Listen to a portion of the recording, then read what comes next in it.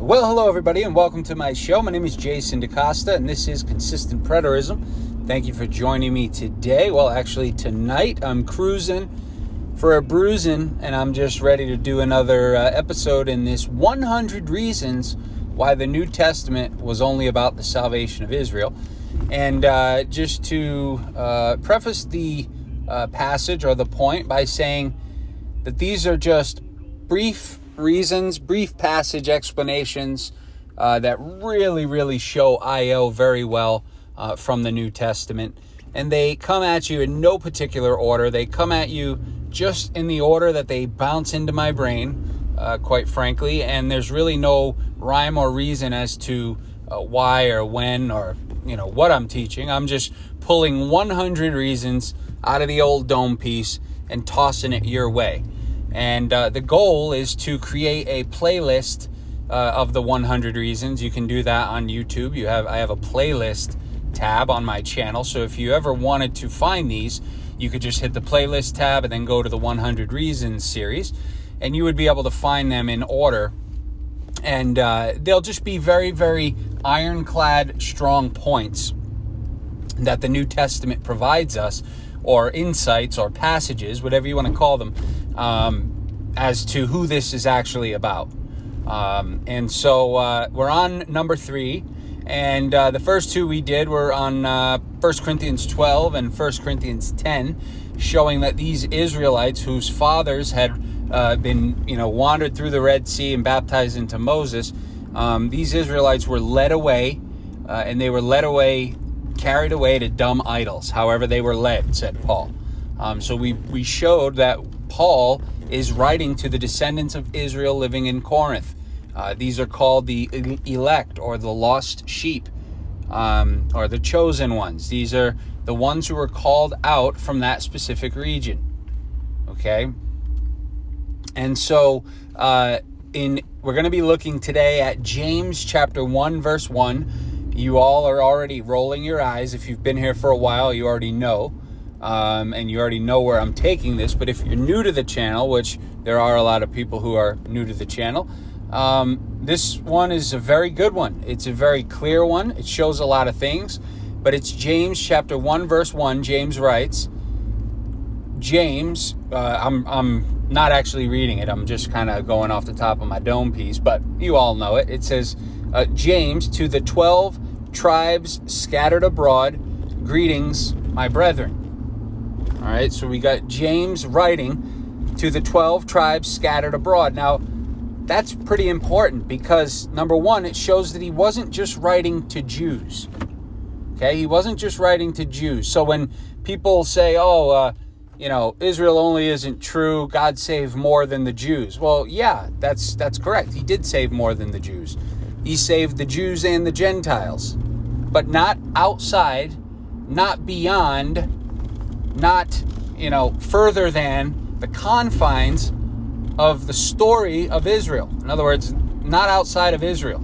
Israel was within both parties, Jew and Gentile, and they were being fished out. They were being gathered. And so it shows here that James wasn't just writing to the Jews. He was writing to all 12 tribes, and he gives insight as to where the 12 tribes were located, right? Scattered abroad, as James put it, does not mean Judea. It does not mean just in Jerusalem. It means scattered abroad. It means all over creation. It means all over the known world. They were scattered abroad. These were the sons of God scattered abroad of John chapter 10 that Caiaphas prophesied about. These were the sheep not of this fold that Jesus said he also came for. We'll get to these passages later. But James 1:1 shows that in the last days, in the final generation before the end, according to the story, James, who had first-hand insight into this time period and who wrote about it, was only writing to the 12 tribes scattered abroad. Right? Now, that also shows that the 12 tribes were scattered abroad in that age, or in that period, which is a big deal. And why is that a big deal? Well, because a lot of anti-IOers or haters or wannabes, whatever you want to call them, will argue that the 10 northern tribes didn't even exist in the first century. They had been swallowed up completely, right? Well, no, because James, your infallible James, the brother, the Lord's brother, he actually gives away the goose and shows the state of that day. In other words, shows that there was indeed knowledge, or at least expectation that the 10 northern tribes were in existence, or at least understanding that they were in existence when James wrote this, supposedly in the last days. So it shows that the 12 tribes, specifically the 10 tribes, the 10 northern tribes, were existing during the time of this final New Testament tale, because James was writing to them, and they were all scattered abroad. Okay, this is a very powerful point. James isn't addressing his letter to you or I. James isn't addressing his letter to pagans in Jamaica. Okay, James is addressing and writing his letter to the 12 tribes of Israel scattered abroad. All right. So, just a very simple, very clear, clean-cut point, but a dagger. You got to ask people, why are you quoting the book of James, right? Especially preterists. Preterists, like, what's that guy's name? There was a preterist who used to always email people and beg them for money. Tony Denton. I'm sure you all know Tony Denton, or many of you are familiar with him. Short little balding fella. Very odd. But he used to email at people and beg for money. He had like a roof problem, beg for money. Needed a new tire, beg for money. Want to order pizzas, beg for money. I think I actually fell for the, me and another guy fell for it once, and I think we split pizzas. We ordered him pizzas. We called a local delivery place and had them deliver pizzas to this guy's door because we felt bad for him. I can't remember who I did that with. If you're out there, comment, let me know, because we can have a good old chuckle. But back when I used to do Christian things like order pizzas on the World Wide Web and have them delivered to Arizona to a man named Tony Denton, yeah, that's what we did. So I don't remember who I did that with, but we did it. And that was because he convinced us that he was broke, and that he had a lot of bills, and that the preterist Pilgrim Network, or whatever he runs, wasn't really going well, and just a lot of stuff.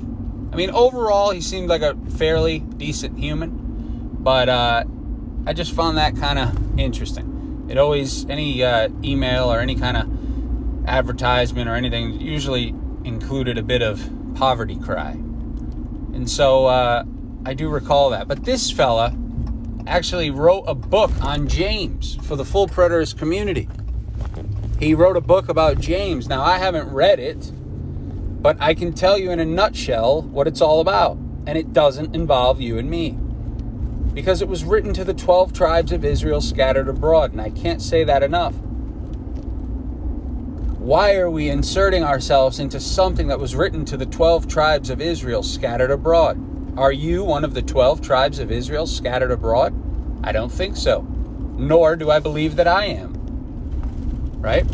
So I think we need to check ourselves before we riggedy wreck ourselves, and recognize that the letter that James wrote in the first century, as they were looking and longing for the coming of their Savior, had nothing to do with you or I, because he was writing to the 12 tribes of Israel scattered abroad.